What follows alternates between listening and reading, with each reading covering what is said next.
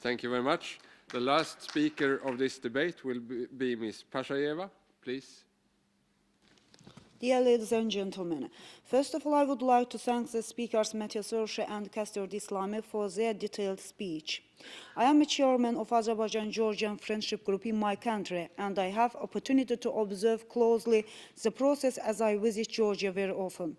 We all remember the years when Georgia gained membership in the Council of Europe, and the situation in the field of democracy, human rights, and corruption as well. It is impossible not to see the activities in the direction of development of democracy, protection of human rights, struggle against corruption in Georgia after the Rose Revolution.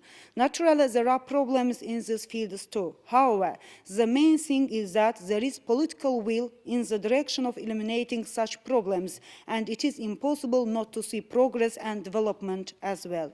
Natural development of democratic institutions, protection of human rights are also important and essential for ethnic minorities living in Georgia.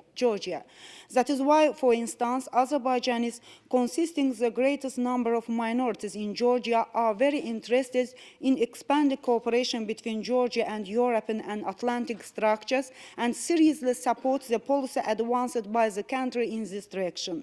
Along with the last election, the Georgian people showed its attitude toward NATO accession of the country by way of referendum. So the Georgian people declared their position to the policy advanced by the country in this direction.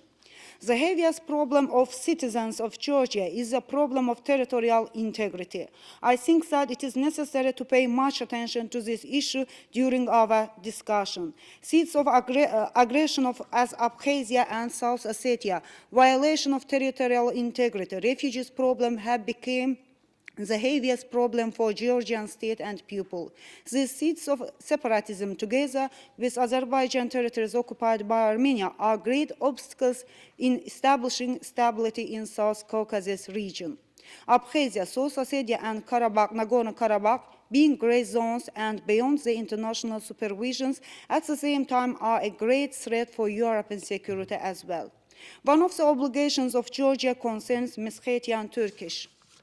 The process of returning Meskhetian Turkish to Georgia has been started.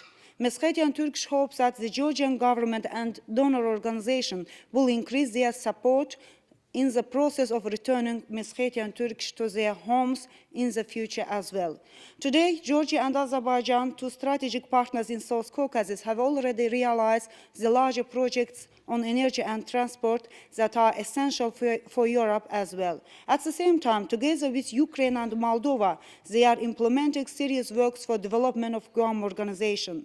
The said organization includes expanding European values such as development of democracy in the former USSR space, protection of human rights, etc., in its priorities.